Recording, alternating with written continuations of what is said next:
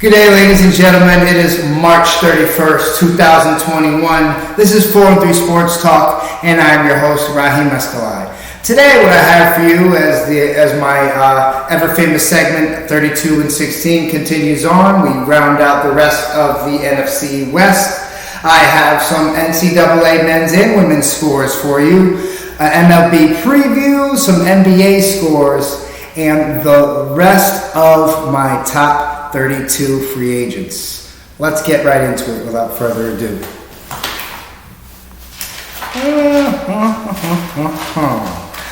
Now, folks, let me just update you really quickly.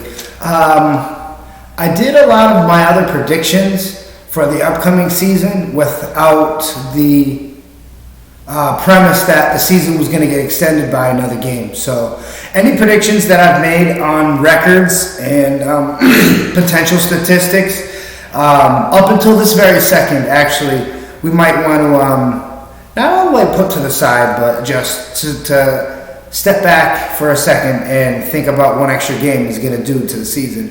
What one extra game might do for a certain franchise who's trying and struggling and grinding through everything to make it to the playoffs. So that might this might help one of those franchises. So I think it's good for the NFL, but just wanted to let everybody know that's watching that from this point on, it's 17-game season. I know before there were 17 weeks and 16 games. Obviously, there's a bye week for those that don't understand.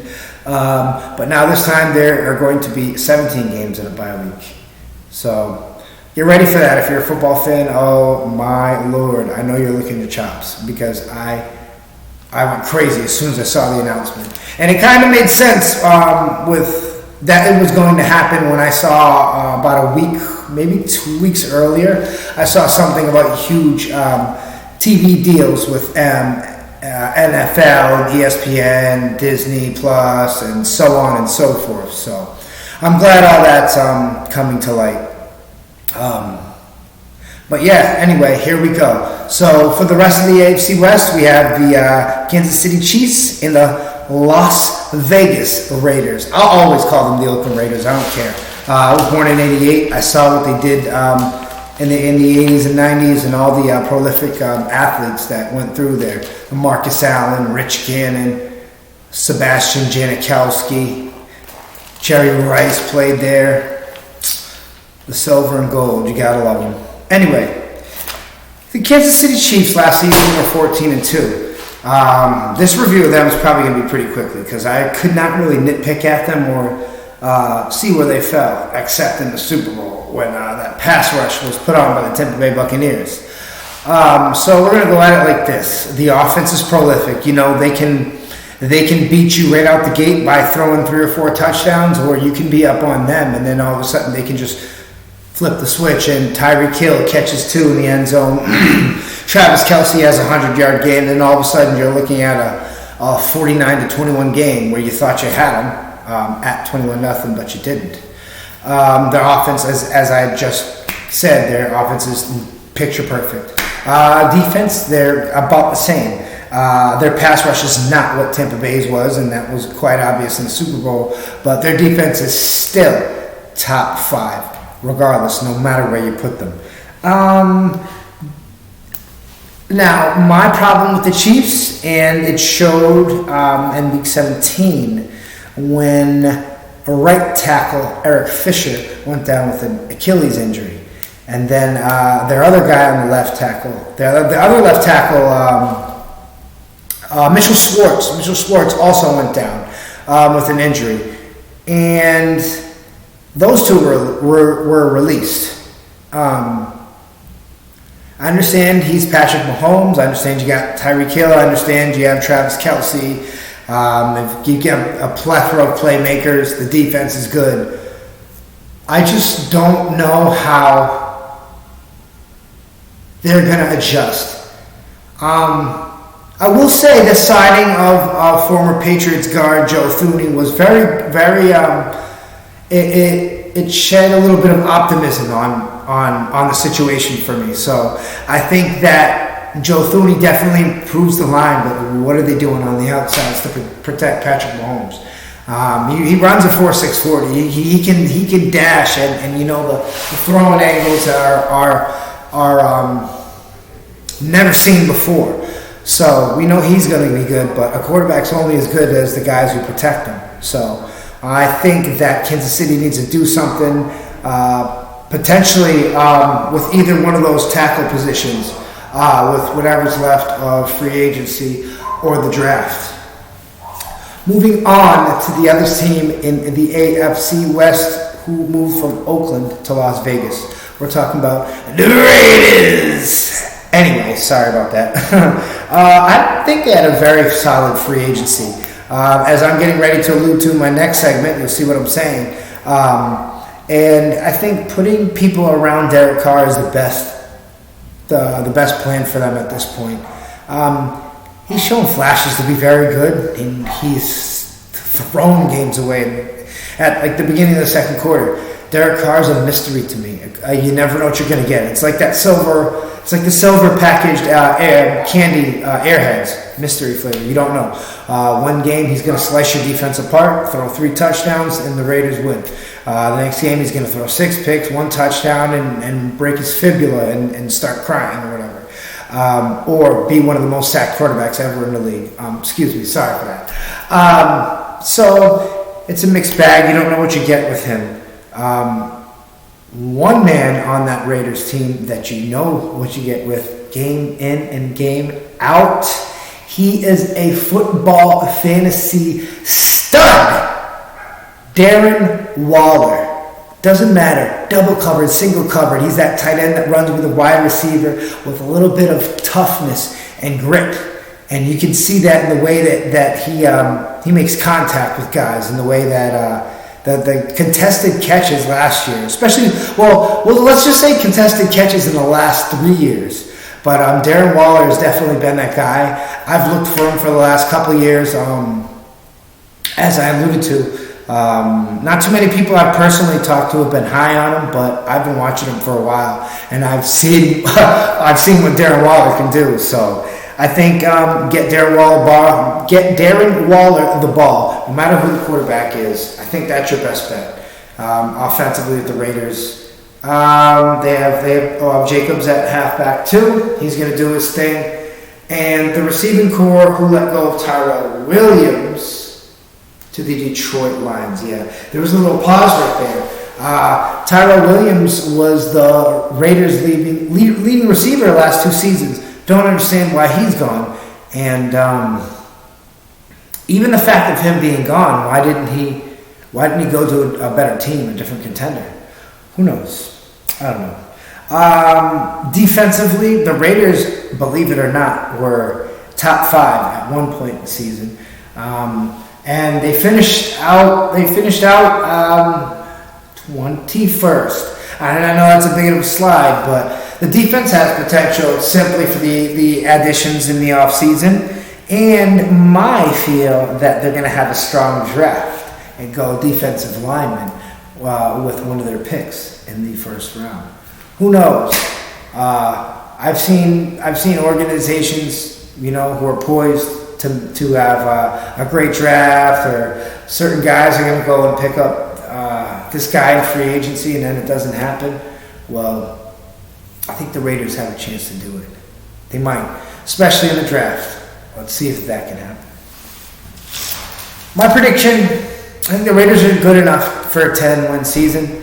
I think Denver's not going to threaten them. We know that Kansas City's going to win this division. Let's not act like we don't know what's going on there. Kansas City's going to win the division, whether it's 2 losses, 3 losses, or 4.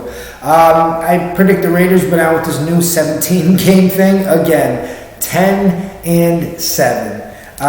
Kansas City Chiefs, I believe, will be 13-4. Just like I said, 2, 3, 4 losses, doesn't matter. Chiefs win this division all the way out. Moving on to the men's Final Four. Number 1 Gonzaga beat number 6 USC 85-66. UCLA barely beat Michigan 51-49. Oh my God. Yes, 11 seed is going. An 11 seed is going up against the Goliath. Oh my God. Saturday, April 3rd, number 1 Baylor plays number 2 Houston, number 1 Gonzaga against number 11 UCLA. I picked Gonzaga to win the whole thing. Not scared at all. They haven't been scared all season. They haven't been scared all tournament. And I think they're just going to continue to roll on. UCLA is playing very good defense, especially in the tournament. And it seems to me as though they got nastier towards the back end of the season, which, if you're a Gonzaga fan, I guess could scare you. The way UCLA posts, the way they run that half court coming down, it's mighty tough, and they got a nice squad of big boys. So I'm worried about the matchup, but I think we're gonna win it. So Gonzaga's still gonna win, guys. I'm sorry. Anybody that wants to argue that or has any other way they want to dispute that and compute the rest of this, please, by any means, go right ahead. Moving on to the NCAA women's, we have South Carolina beating Texas. This wasn't just a beat. This was a good old-fashioned can of whoop ass. 62-34, and South Carolina advances. Stanford beats Louisville 78-63. So Friday at 6, Stanford, both 2 number 1, Stanford and South Carolina, go up at 6 o'clock. And UConn and Arizona square off later on Friday night. That is what I have for you for the NCAA. Moving on to NBA scores, we have the Charlotte Hornets beating the Washington Wizards 114-104. Denver Nuggets over the Philadelphia 76ers 104-95. Orlando Magic beat the Clippers. That pissed me off, by the way, and lost me money. 103-96 as the Phoenix Suns beat the Atlanta Hawks 117-110. Tonight, we have the Miami Heat going up against the Indiana Pacers. Dallas Mavericks square off against the Boston Celtics. Houston Rockets get to face off against James Harden and lose probably horribly at 7:30. The New York Knicks go against the Minnesota Timberwolves, and the Milwaukee Bucks play the Los Angeles Lakers. Moving on, as I've alluded to in other episodes about my predictions about them Major League Baseball, I've recently done some reading. You can't really single it out to 2 teams. There are a lot of good teams, and I just want to think about 3 or 4 right now off the top of my head who could do something in the 60-game season. I really like Fernando Tatis Jr. over there in San Diego with the Padres. I think they have a complete team, him being the star. The Dodgers are always loaded. Yankees are always loaded. And honestly, I'm a Red Sox fan, but we're not going to do it this year. I'm very happy, very excited for Alex Cora to be back. I think that's going to bring more wins. I think the offense is going to be there. You're going to start to see games. You're going to start to see the Red Sox pulling away more. And as a guy who likes offensive sports in any way, I love blowouts in football, basketball, whatever it is. I'm glad to see Alex Cora back taking the helm over there in Boston. So Dodgers are going to win the World Series. They're the only team that hasn't really changed much, and they have all the money in the world to maneuver what they do over there when it comes to recruiting. So Dodgers are going to win the whole thing. Honorable mentions, maybe the Houston Astros. Astros. You could think maybe they might do something. They have nasty pitching squad. They have had since 2017. Gee, I wonder why. Anyway, sorry for my little bias reporting on the MLB. Moving on to the National Basketball Association. Just as I promised at the beginning, I have done some research and compiled my weekly list of NBA power rankings, and they are as follows. Number 1, I have the Utah Jazz, 34 wins and 11 losses. The Brooklyn Nets, 31 and 15. The Sixers, 32 and 14. The Phoenix Suns come in at number 4, 31 and 14. The Clippers at 5. The Bucks at 6, the Nuggets at 7, the Lakers at 8, the Trail Blazers at 9, the Mavericks 10th, the Spurs 11th, New York Knicks 12th, Boston Celtics 13th. Don't hate, guys, sorry. They're 500 right now. You're barely 500 and probably going to lose to Dallas tonight. So anyway, the Hawks are 500 as well at 23 and 23. Charlotte Hornets 15th. Got the Miami Heat 16th, but they might pull within a game of 500 tonight. I think they're going to win. My money's on them anyway. The Indiana Pacers come out at 17th. Memphis Grizzlies 18th.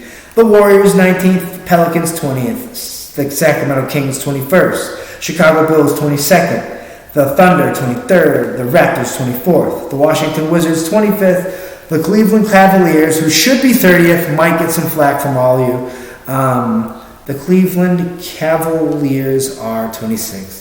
Magic 27th, Pistons 28th, Houston Rockets 29th. They have a chance to have their 14th win against James Harden and the Brooklyn Nets. Not going to happen. The Nets are going to win that one like 1,000-0. Minnesota Timberwolves round out the bottom with a lowly 11 wins, 35 losses.